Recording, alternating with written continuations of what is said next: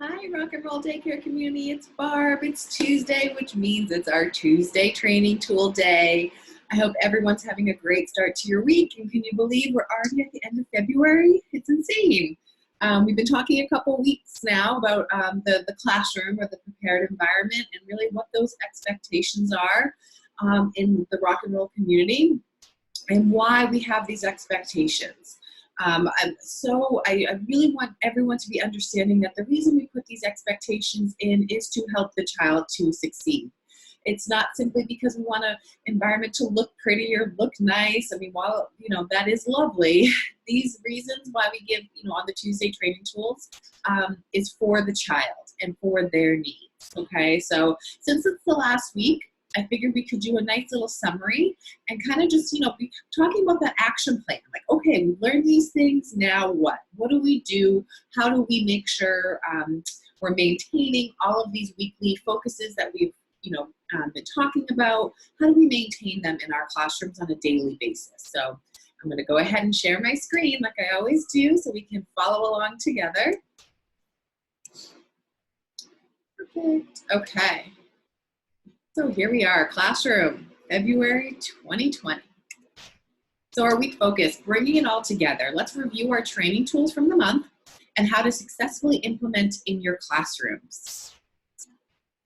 So the first one, and so important, is teamwork, right? We're all working together. So we have, as a daycare and being, licensed with the state, there are regulations we have to follow.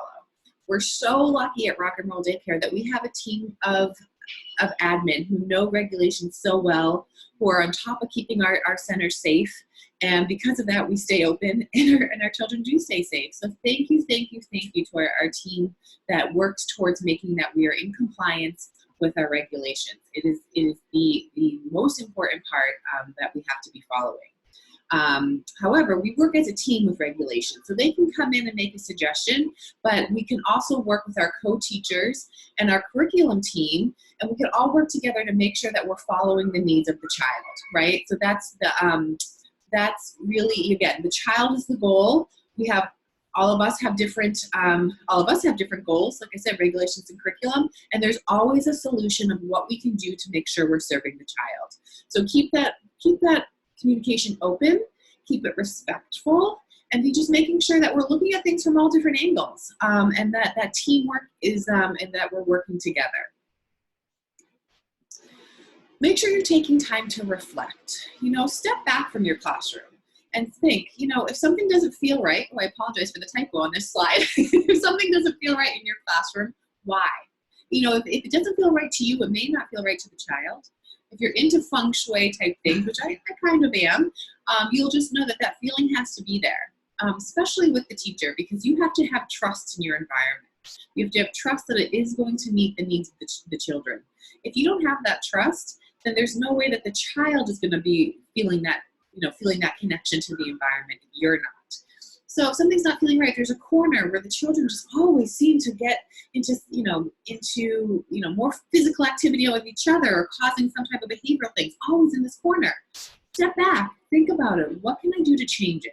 Think about what's in this area that is promoting a negative behavior or, something that just always seems to be taking myself away to help redirect those children, okay? And what can you do to change it? And on the positive side of that, reflect on those parts of your classroom that are fabulous. And every time you look over there, there's a child working, and you wish you could just freeze that moment because it's just so lovely, and you want that in all parts of your classroom. Reflect on that. What is in this area? What makes it successful for the child? Is it because it's kind of, there are two cubbies that they can kind of sit in and feel that they feel safe in that smaller area versus, the large area in the classroom that may promote more running. Just really be thinking about it. And if you're stuck, if you're just like, oh, I don't know, like I see the children in this area just are never, choosing works or just always engaging in more negative behaviors, then talk with your curriculum coordinators, talk with your directors, talk with your team members to get everyone's reflections on it. Always remember the needs of your children. Each class is going to be different. I have this conversation with teachers a lot. last year's class, they used to work so well and it was so easy. In this year's class, I just have a lot of high energy children who need different things. If that's the case, you have to be designing your environment to meet the needs of those children. So really, really be paying attention to that. If you need some gross motor works or heavy lifting works to get that extra energy out so your children then have more of an opportunity to settle into the environment, that is perfectly fine. But you need to be observing to understand the needs of the children so you can then have that available in your environments for them to work with. And always share your observations, especially where it's such a long day and we have teachers in at different times of the day.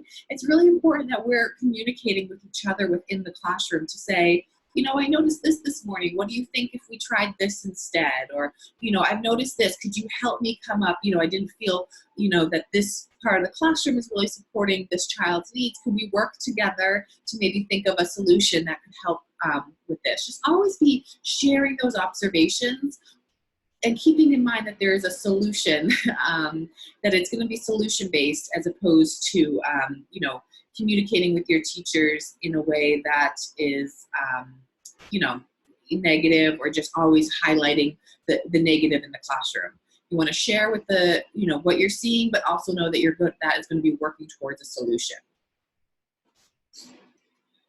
Be remembering your daily maintenance. This is going to be a big one in terms of just helping to keep that clutter-free, organized classroom. What that is the expectation. So I know you have your Friday checklist, but even daily maintenance of the cleaning, the organizing. So if you are starting to, you know, inevitably teacher stations are going to have a lot of things on them. I mean, that's the one place we can put our stuff, right?